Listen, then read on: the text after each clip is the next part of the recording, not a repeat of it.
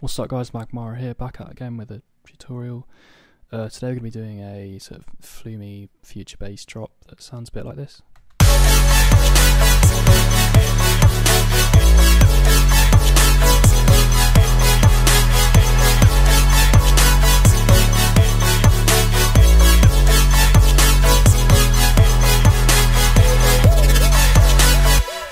Okay, so sort of like big saw chords and shit.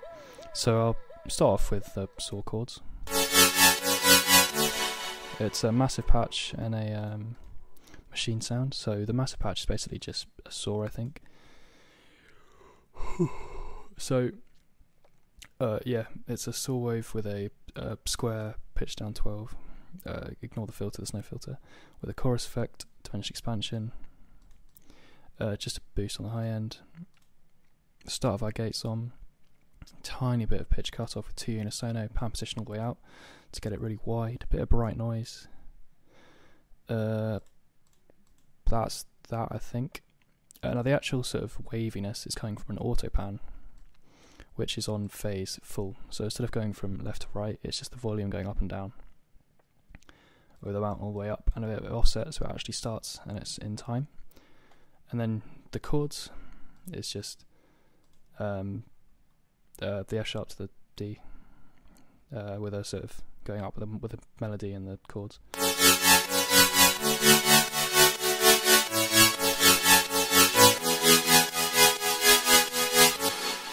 Then to sort of complete the fullness of the sound, there's a machine sound that's the epic strings thing in the sound library, with an EQ8 taking out the lows, auto pan with less amount, so it's sort of only slightly wavy. The reverb, auto filter that's used for the filter sweep in the song, and a sidechain compressor on this thing, almost the same thing, with sidechain compression. Over the group there's another auto pan to sort of secure the waviness, I suppose. EQ8 taking out some of the low mids, boosting up the highs, and another sidechain compressor. So you get this sound. And that's your Flume chords things. Then the drums, you've got I did it in machine with a kick and a snare and a clap and all that shit. So yeah.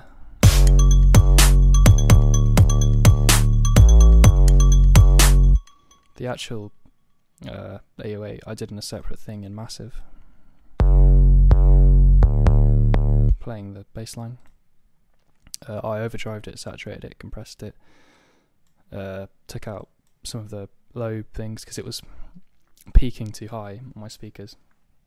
So I thought, yeah, I'll take out some of the peak at 129 Hz because it was interfering with the kick a bit as well. But anyway, yeah, it's just a sine and a square. Well, actually, yeah, it's just a sine with some envelope modulation.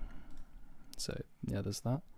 Then I put a sort of weird perk loop on top of it. Adds a bit of, it's just in the right key as well, so it adds a bit of effect to that. Then without all, then then comes all the gubbins. But so without it, it's just.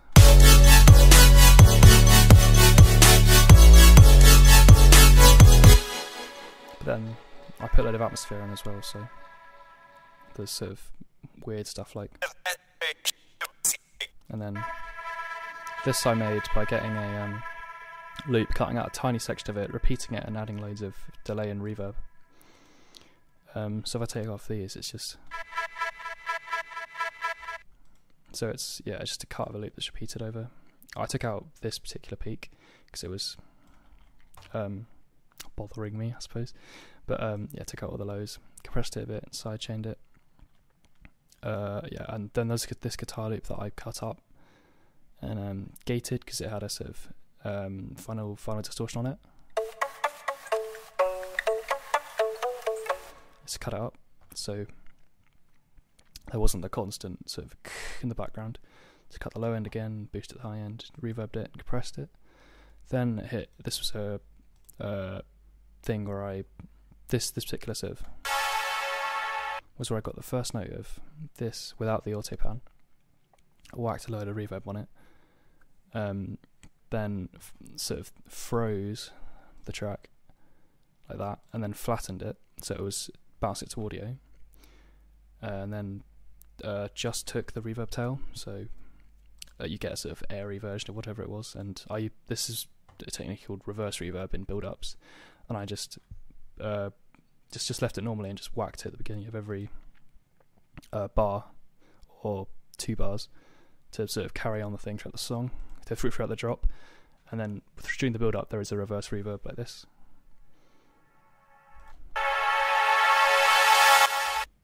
So that sort of helps introduce the sound. Then there's also your classic then there's just some sidechain white noise. There's also this weird track that's sounds like this.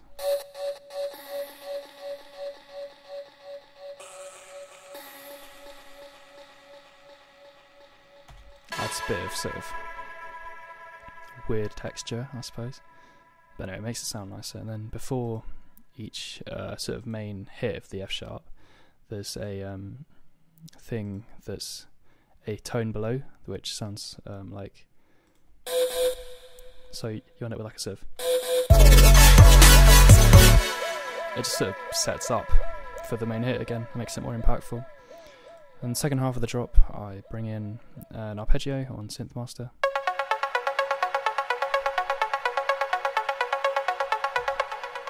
And this, another Synth Master lead that I auto-panned with, instead of a sine wave, I did it with a saw wave, so it sort of plucks.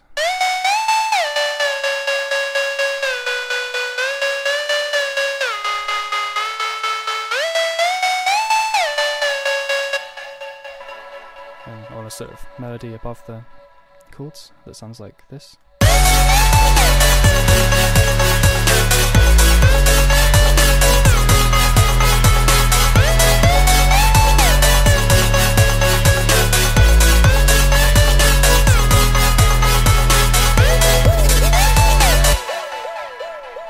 Yeah, so with the woos in the background, that's your Flume future bass drop. Hope you enjoyed that, and it was informative and helpful, but anyway, see you later.